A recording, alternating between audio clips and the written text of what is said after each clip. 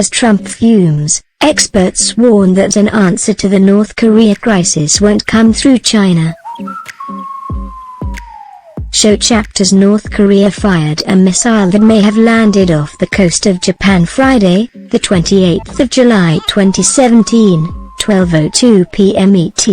046 as concerns grow over North Korea's military provocations. A range of experts are warning that for various reasons, the U.S.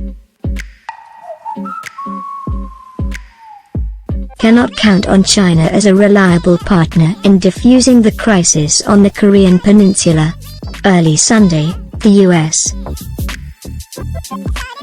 military said it had conducted a successful test-fed weapon system test over the Pacific Ocean, a response to Pyongyang's latest missile test.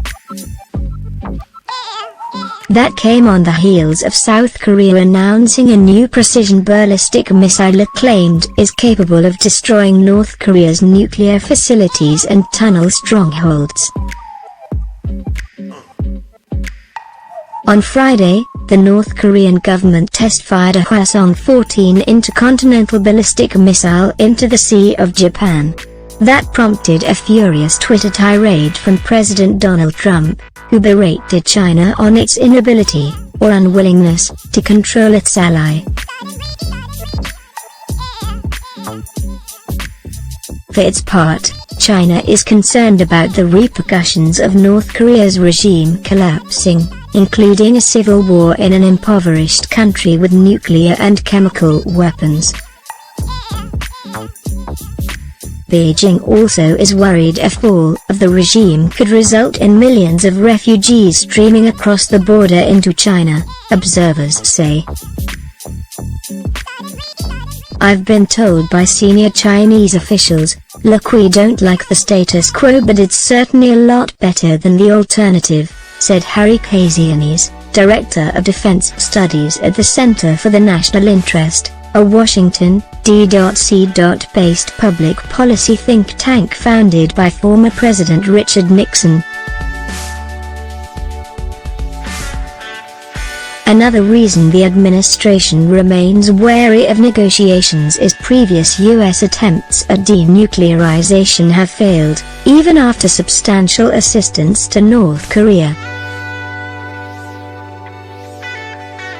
In April, Secretary of State Rex Tillerson pointed out the U.S. had provided the North with about $1.3 billion in aid since 1995.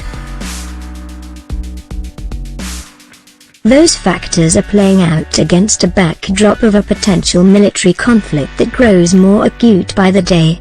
Experts now estimate the long-range missile can reach at least half of the continental United States. Yet Joel Witt, a senior fellow at the U.S.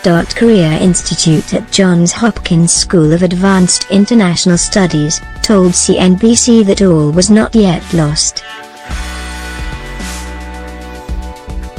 I think the window of opportunity is still open for dialogue, said Witt, a co-founder of Washington's 38 North think tank and a former State Department official.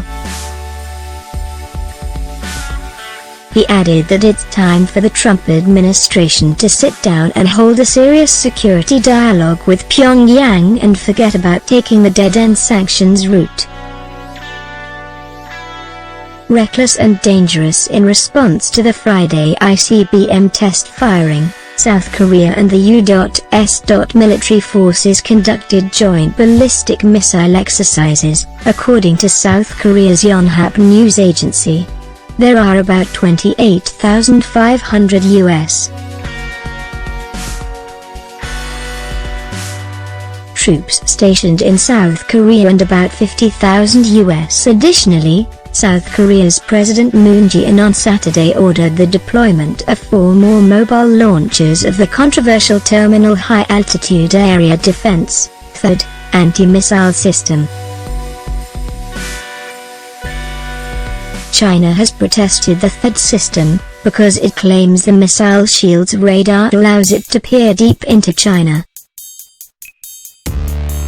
Seoul also warned North Korea it has a powerful new ballistic missile in its arsenal with precision strike capability and features that allow it to be launched in seconds for lethal strikes.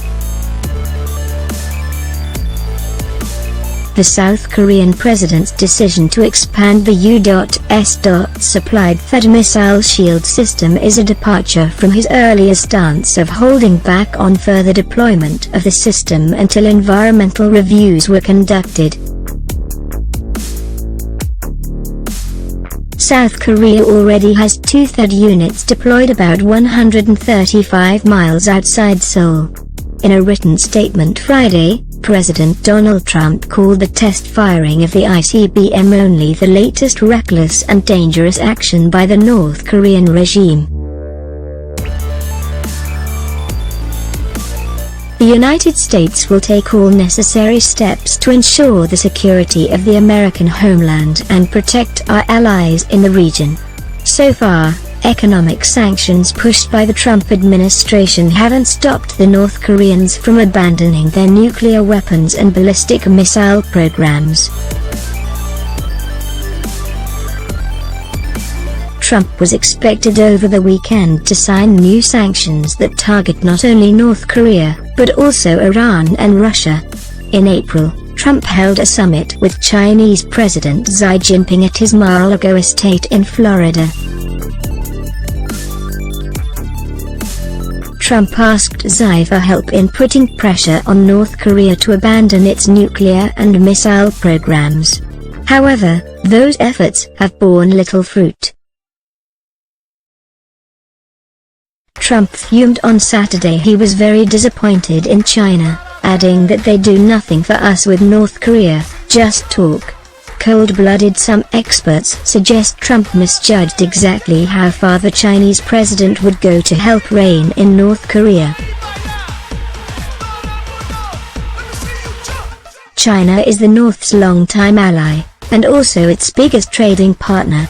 The president is not going to cut a deal with Xi, said Ed Turtsinski, an international policy and national security expert at the Foreign Policy Research Institute.